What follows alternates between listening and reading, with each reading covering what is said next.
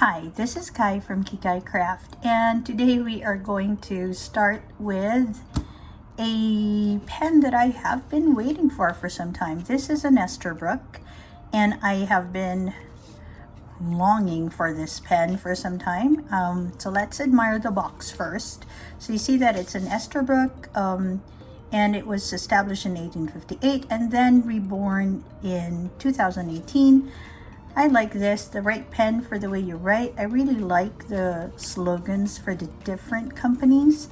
And this is a very nice pen box, America's Original Reborn. I like the color of it. Okay, so let's go ahead and open it up. All right, so when you open it up, it tells you what I got right there. Okay, that'll help me also kind of remember. Okay, so you got to shake it a little. It's very snug. Hey! And here we are with the pen case for this one. So the case itself, the box itself, is like fabric, very nice and textured. It has Esterbrook right there. Same color way as the box itself. It has a magnetic closure, and when you open it up, you will find the pen, and as you can see, it is in a Noveau Bleu pen.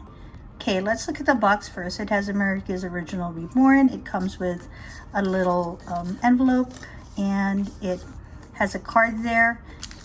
It has a little cartridge, and the pen is in this nice cushion. If you pull it out, you can actually pull it out. There's nothing underneath it, and you just slip the pen out, and it is a very nice pen. I like the browns and the blues, and I got it in a gold trim because I really like blue and brown, or blue and gold together. Let's put the pen aside and just show you that the pen has this origami sort of effect in it. It's quite interesting. I haven't seen a pen case like this. So let's put this aside for now. Ooh, this one even has the logo. All right, and then let's have a look at the pen. So what we're going to do is we are going to look at the pen itself, then we're going to compare it with other pens, just so you have an idea of the size of it, the length of it, and then we are going to clean it and ink it up. All right, so this is the Noveau Bleu with a gold trim. The body is quite nice. I like the texture of it. I like how you can see the depth. It reminds me a lot of the Leonardo Ginger that I recently got as well. All right, and it has a cigar shape. The cap itself has sort of like rounded shape to it. It has the Esterbrook name right there at the base of the cap. This is the one in standard size. I know they have an oversize, and I'm not very much into big pens, so I thought this would be a good size for me. There are no bands if it is capped, and the finials are just domes. And if you uncap it, it's a screw cap. Oh, there's a little spring to it. Okay, I think there's some sort of like a spring inside so that it sort of keeps the nib snug.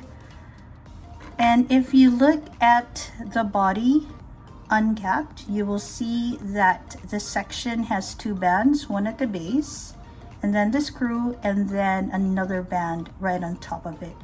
The body, the barrel, and the section have the same patterns going for it, same depth, same material. And the nib, since I got it in a gold trim, or gold trim, let me scoot you in. Okay, the nib is a single color nib. It is a medium because it is a special medium nib. All right, so the nib on this one is a journaler nib, and this nib is designed by Jenna Salorina. It is actually one of the custom nibs from Esterbrook. All right, and it's supposed to be a stub grind from a medium Noveau nib, and it's supposed to be based on a vintage nib, the 9314M, also from Esterbrook. So we'll see how that writes in a while. Ooh, look at that. Really nice design on it. I was kind of thinking it would have the Esterbrook logo, but yeah, maybe this is the new design. Okay, let's scoot you out.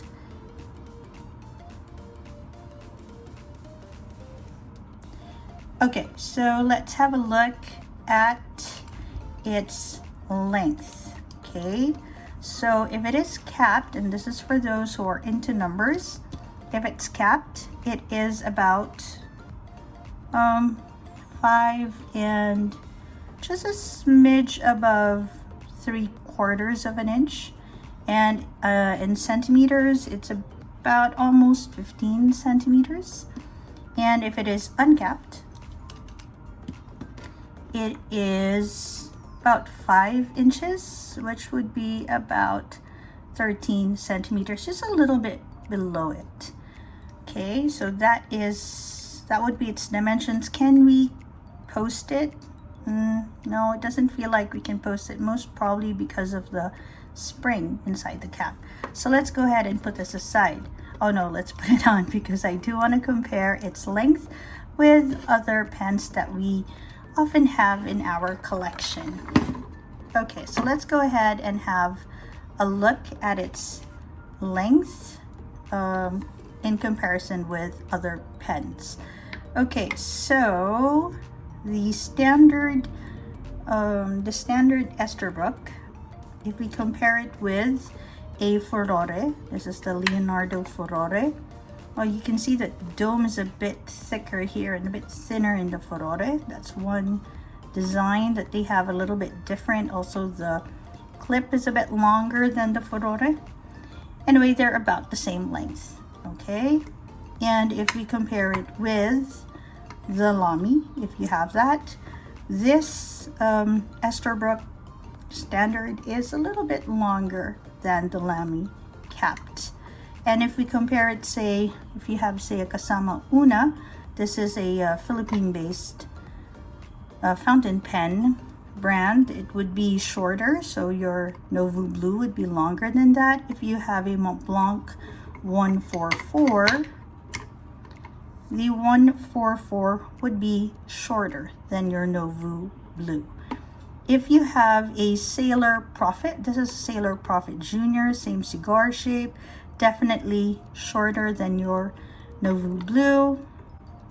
The Sailor Pro Gear is also shorter than the Noveau Bleu, and of course we know that the Kaweco is much shorter than all the other pens, but I always have a Kaweco in the lineup because I always want to compare how it is when it's posted. Okay, so let's go ahead and unpost the pens. I am not going to, uncap the pens. I'm not going to post the pens. I'll just leave you to figure out how the length is. It's definitely going to be longer. The only thing that I will post will be the Kaweco. So let's go ahead and uncap all these pens just so we see how they compare with the Esterbrook Standard and Noveau Bleu. Okay, let's go ahead and have a look. This is definitely shorter already, but then the 144 is a short pen. The Prophet Junior is also shorter already. Okay, and yeah, this Sailor Pro Gear is shorter too, and if we compare it with the Kaweco Posted, the Kaweco Posted would be longer. Now, just having a look at this, if you are planning to get yourself one and you're sort of imagining how long it is, this is how it looks in comparison with other pens, specifically the Lamy, because this and this is something a lot of us have, and the Sailor Pro Gear as well. So if I remove those that are not as common, okay, let's just go ahead and put it beside those that I often see in collections. Okay, you will see that it is closest in length to your lamy, if it isn't a little bit shorter than your lamy. And if you have a furore, let's just have a look at the furore. Yeah, so the furore and the standard for the ST would be very near in terms of like length comparison. If you can also see, the nib for the Esterbrook is a bit broader, but I suppose because I have the CSI Flex for my my furore. So what I'm going to do right now is I'm going to tidy this up, and after I tidy this up, we're going to clean the pen, and then we are going to try and ink it. All right.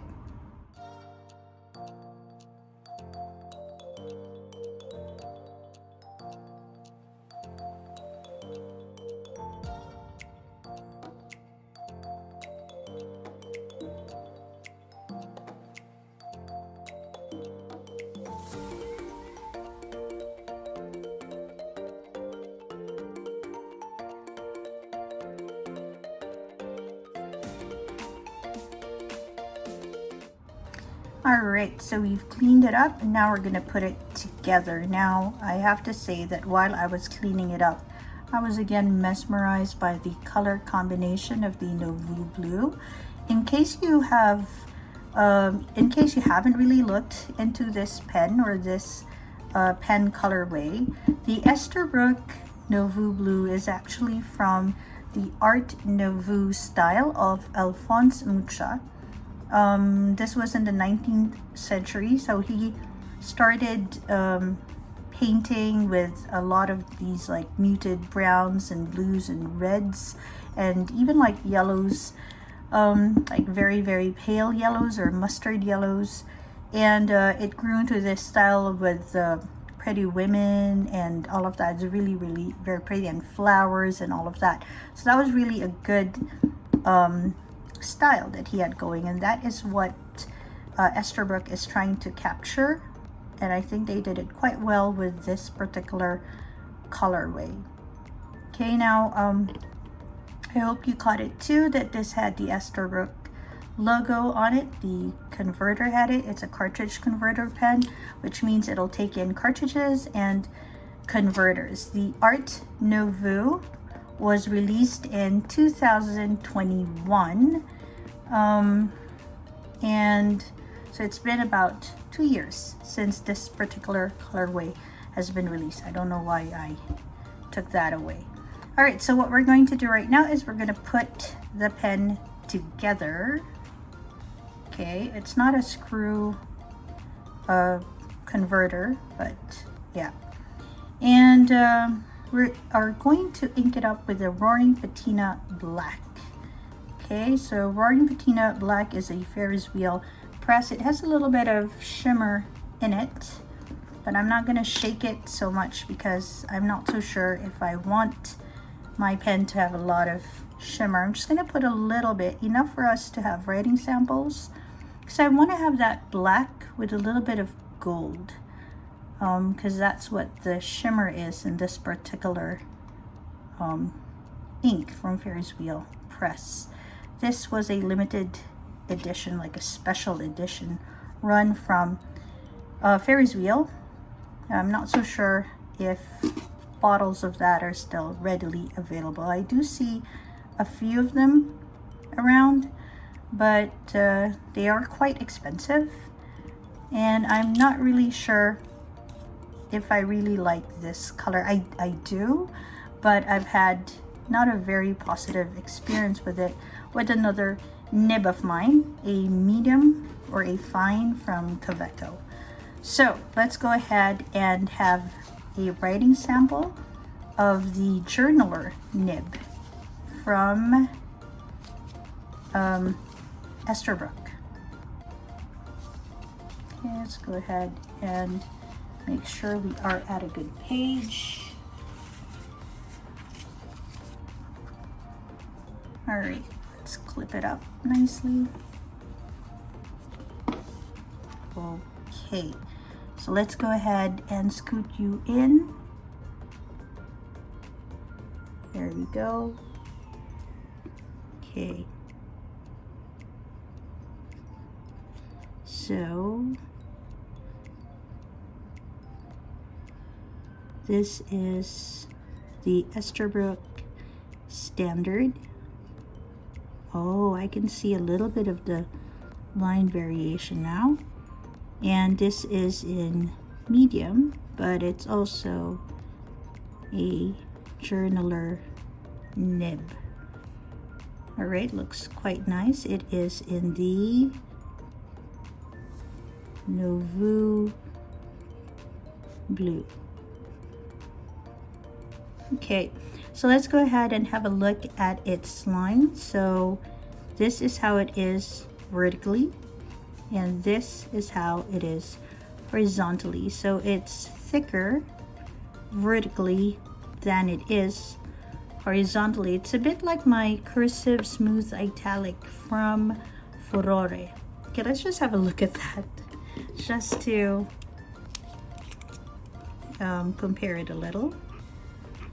This is thicker, yeah, and thinner, so it's basically the same style of grinding, but I think this is a bit thicker than this. Okay, so let's just write journaler there, J, so we know what it is. Let's go have our loops. Okay, it looks very smooth actually. Okay, with just the slightest line variation. Okay, let's have a look at the cursive smooth italic. This is not really a comparison video, but I just wanted to have a look. Oh, okay, so it kind of behaves the same, except the journaler feels more rounded actually. Okay, all right, so let's go and see how it looks when we write with it with more intention. Okay, so there is a slight line variation to it. It's not as much as, say, a flex, obviously, but you don't use a flex every day. The idea of this is to be able to write and make sure that it has the slightest flair to it. Let's just go ahead and do some quick writing with it.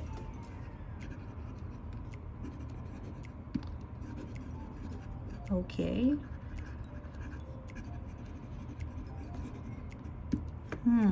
It has a slight feedback, but it doesn't feel scratchy. Okay, it does work well with fast writing.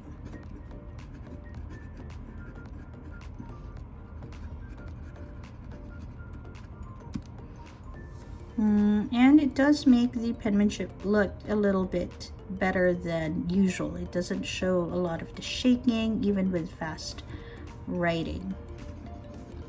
And it keeps up quite well, even when you write quickly. All right, so all in all, let me scoot you out. All right, there we go. All in all, I really like this color. I have been wanting to have this color for some time. I feel that it is a very pretty color. I wish that it were shorter. I'm not very much into long pens, but because it only comes in this and in oversized, I am willing to be okay with it. It is the same length as the Furore basically. And the Furore also feels good. The Furore feels a little lighter, perhaps because of the tapered ends. Not that it is lighter, but it just feels it, doesn't look as bulky, so the hands don't make it feel as bulky.